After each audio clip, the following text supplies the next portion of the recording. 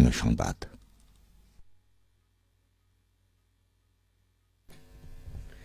আসসালামু আলাইকুম। বাংলাদেশ বেতার, রাজশাহী। স্থানীয় সংবাদ পড়ছি শাহানা পারভিন। আজ বিশ্ব বেতার দিবস। বাংলাদেশ বেতারের রাজশাহী কেন্দ্রের উদ্যোগে নানা কর্মসূচির মধ্য দিয়ে দিবসটি উদযাপিত হচ্ছে। এ নিয়ে শুনুন আমাদের রাজশাহী জেলা সংবাদদাতার প্রতিবেদন। দিবসটির এবারের প্রতিপাদ্য বেতার ও জলবায়ু পরিবর্তন। এ উপলক্ষে আজ সকালে বাংলাদেশ বেতার রাজশাহী কেন্দ্রের সামনে থেকে একটি বর্ণাঢ্য শোভাযাত্রা বের করা হয়। পরে বেতার প্রাঙ্গণে অনুষ্ঠিত আলোচনা সভার শুরুতেই মহান মুক্তিযুদ্ধ ও জুলাই বিপ্লবের শহীদদের স্মরণ করা হয়।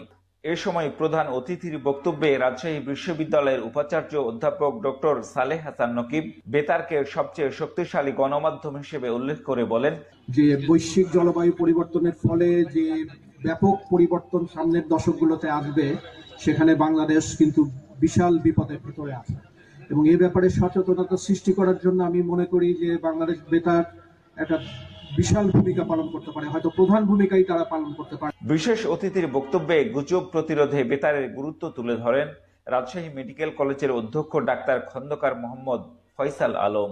অন্য মাধ্যমগুলো কিন্তু বেসিক্যালি সবগুলো বিনোদন ধর্মী আর কি, এবং তথ্য আসলে সত্যি মিথ্যা এগুলো আবিষ্কার করাই মুশকিল হয়ে যায়। কোনটা সত্যি তথ্য দিচ্ছে, কোনটা মিথ্যা তথ্য দিচ্ছে, সেদিক দিয়ে বেতারকে ভরসা পাওয়া যায় আর কি।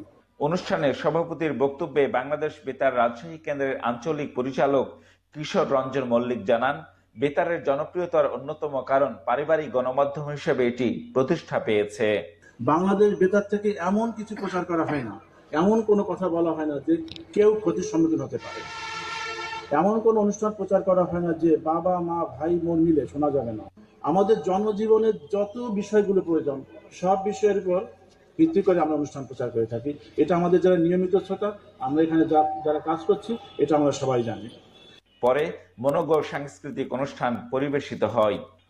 জিয়াউল গনি সেলিম, জেলা সংবাদদাতা, বাংলাদেশ বেতার, রাজশাহী। বাংলাদেশ শিল্পকলা একাডেমির মহাপরিচালক জামিল আহমেদ বলেছেন, দীর্ঘদিন অবহেলিত আর বৈষম্যের শিকার বগুড়া শিল্পকলা একাডেমির মিলনায়তন। প্রশাসনিক ভবন মেরামত ও সংস্কারে দ্রুত অর্থ বরাদ্দ করার চেষ্টা করা হবে। তিনি গতকাল বগুড়া জেলা শিল্পকলা একাডেমি পরিদর্শনে এসে স্থানীয় সাংস্কৃতিক অঙ্গনের নেতৃবৃন্দের সঙ্গে আলোচনাকালে এ আশ্বাস দেন। জামিল আহমেদ বলেন, একাডেমির পূর্ব পাশের 50 শতক জমি অধিগ্রহণ করে সেখানে আর্ট গ্যালারি, সিনেপ্লেক্স নির্মাণের উদ্যোগ গ্রহণ করা হবে। এ ব্যাপারে তিনি বগুড়া শিল্পকলা একাডেমির জেলা কালচারাল অফিসার মাহমুদুল হাসানকে দ্রুত নকশা প্রণয়ন করে মহাপরিচালক বরাবর পাঠানোর নির্দেশ দেন।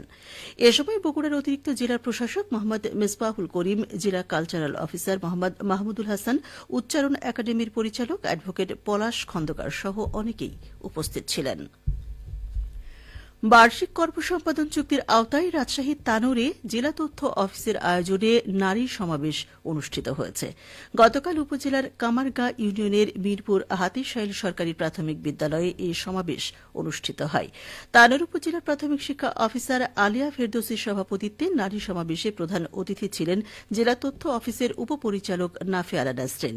এ সময় তানোর উপজেলা সহকারী প্রাথমিক শিক্ষা অফিসার দিলরুবা ইয়াসমিন এবং মিরপুর হাতিশাইল সরকারি প্রাথমিক বিদ্যালয়ের প্রধান শিক্ষক দেলোয়ার হোসেন বিশেষ অতিথি হিসেবে উপস্থিত ছিলেন। অনুষ্ঠানে বক্তারা বৈষম্যহীন বাংলাদেশ বিনির্মাণ, বৈষম্যহীন রাষ্ট্র গঠনে জনসচেতনতা সৃষ্টি, তারুণ্য নির্ভর বাংলাদেশ বিনির্মাণ, চতুর্থ শিল্প বিপ্লব, বাল্যবিয়ের কুফল, নারী শিক্ষার গুরুত্ব, শিশু ও মাতৃ স্বাস্থ্য, নিরাপদ মাতৃত্ব, যৌতুক নারী ও শিশু নির্যাতন প্রতিরোধ, মাদক গুজব সহ জনগুরুত্বপূর্ণ বিভিন্ন বিষয়ে আলোচনা করেন। সমাবেশ শেষে মাদক বাল্যবিবাহ প্রতিরোধমূলক চলচ্চিত্র প্রদর্শন করা হয়। বাংলাদেশ ক্রিকেট বোর্ডের আয়োজনে বগুড়ায় প্রাইম ব্যাংক জাতীয় স্কুল ক্রিকেট টুর্নামেন্টে Bogura police lines school champion হয়েছে। গতকাল ফাইনালে তারা বিট মডেল স্কুলকে 10 উইকেটে পরাজিত করে। বগুড়ার শহীদ চাঁদ স্টেডিয়ামে টসে জিতে বিট মডেল স্কুল প্রথমে ব্যাট করার সিদ্ধান্ত নেয়। তবে বগুড়া পুলিশ লাইন্স স্কুলের বোলারদের আগ্রাসী বোলিংয়ে 27 ওভার 1 বলে মাত্র 73 রানে অল আউট হয়। জবাবে বগুড়া পুলিশ লাইন্স স্কুল মাত্র 8 ওভার 1 বলে কোনো উইকেট না হারিয়ে দলের জয় নিশ্চিত করে। খেলা শেষে অতিরিক্ত জেলা প্রশাসক আরাফাত হোসেন বিজয়ীদের মাঝে পুরস্কার বিতরণ করেন। এ সময় অতিরিক্ত police super Asaduzzaman Asad, prime bank Bogura শাখার ইনচার্জ শাহ মোহাম্মদ আবু সালেহ, বগুড়া জেলা ক্রীড়া সংস্থার সদস্য সচিব তোসাদ্দেক হোসেন উপস্থিত ছিলেন। বগুড়া জেলা ক্রীড়া সংস্থার ব্যবস্থাপনায় টুর্নামেন্টে বগুড়া শহরের মোট 8টি স্কুল দল অংশগ্রহণ করে।